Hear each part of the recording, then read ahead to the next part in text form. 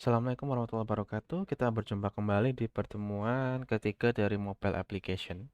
Nah, di kesempatan kali ini saya akan ingin membahas ya, bagaimana melakukan perubahan data dari database real time milik Firebase ya. Jadi di sini nanti di bagian modulnya akan ada instruksi untuk membuat sebuah activity baru ya, ingat bukan project, activity baru yang namanya adalah form ubah ya. Nanti di dalamnya ya secara tampilan nanti akan sedikit mirip dengan registrasi, cuma nanti kalian cukup menginputkan nama, email, dan password sebagai verifikasi. Nah, perlu diingat bahwa nantinya ketika kalian ingin melakukan perubahan data, data itu nanti dari profil ya. Ketika kalian mencet tombol ubah data nanti akan ditembakkan ke sini. Nanti akan muncul sebagai preview daripada aplikasi yang kalian buat nanti ya, previewnya. Nah, nanti di dalam kodenya sendiri ada lumayan panjang ya, kalian bisa mengikuti. Yang intinya adalah hampir sama dengan registrasi. Ada pengambilan data teksnya, pengecekan teksnya, apakah dia kosong atau tidak, barulah dia melakukan query untuk melakukan perubahan data. Nah, query-nya sendiri ternyata sedikit sama, ya agak sama ternyata. Kita bilang hampir sama dengan yang ada di proses registrasi data. Ya, secara query-nya ini dia sama, ya masih sama. Ini adalah proses perubahan data. Nah, yang agak berbeda kali ini untuk buttonnya sendiri yang ada di profilnya ya, profil activity. Di sini saya akan menambahkan yang namanya start activity for result.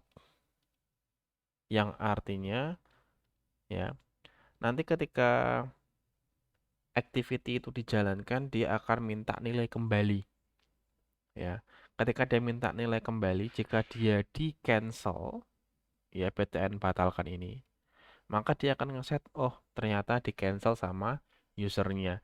Nanti direspon oleh profil activity, ketika dibatalkan kodenya, dia akan bilang user membatalkan aksi.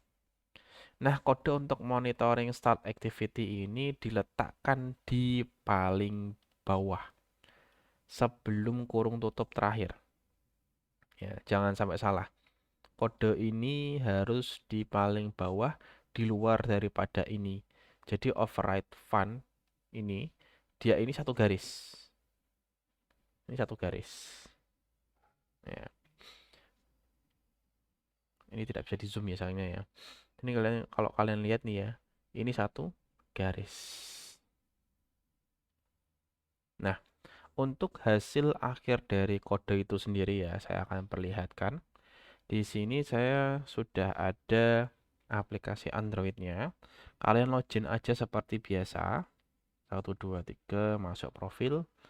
Nah, nanti di sini akan muncul namanya. Cuma anehnya karena saya pakai dark mode jadi tidak kelihatan.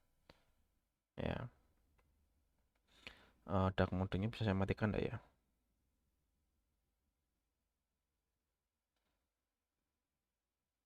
Nah, ya. Jadi kalau enggak pakai dark mode, nanti dia akan kelihatan namanya. Kalian ubah saja datanya. Nanti di sini akan muncul previewnya, ya. Nah, ketika kalian nanti melakukan perubahan data di sini verifikasi password, nanti akan terefleksikan langsung ke database-nya yang ada di sebelah gambar secara langsung, ya. Misal kita ubah namanya ya, seperti ini namanya, ya. Nanti kita masukkan passwordnya 1, 2, 3, ubah, maka secara langsung data itu langsung berubah. Kita ubah lagi, misal kita batalkan ya, batalkan, langsung dia akan muncul user membatalkan aksi. Nah, uniknya di sini sebenarnya ada satu bug yang aneh ketika kamu melakukan perubahan data terus kamu cancel keluar, harusnya kamu kembali ke profil ya. Harusnya ya. Ketika kamu keluar lagi, maka kamu balik ke profil lagi. Tapi dengan nama yang baru ini hilang. Ya, itu bug yang harus mahasiswa tahu ya. Kenapa kok bisa seperti ini. Ya, saya tidak akan menjelaskan. Tapi yang jelas ketika kamu login kembali, kamu ubah, terus kamu batalkan, keluar, masih seperti biasa.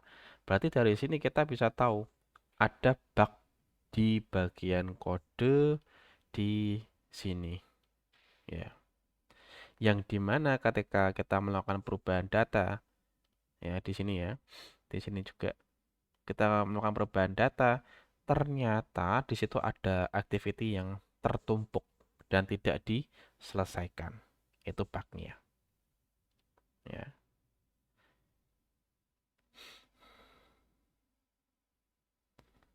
Apakah kita bisa ubah email? Ya, kita coba ubah email. Ubah email juga berubah. Ya. Cuma anehnya di sini emailnya tidak berubah. Ya. Tapi kalau kita keluar ya, masuk profil, sudah berbeda lagi karena dia pakai beda email. Masuk. Nah,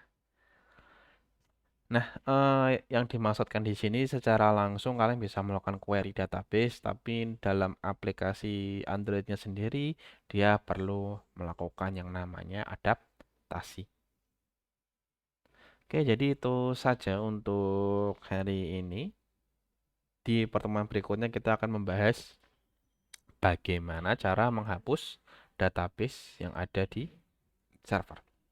Oke, saya cukupkan sampai sekian. Saya ucapkan terima kasih dan sampai jumpa di pertemuan berikutnya.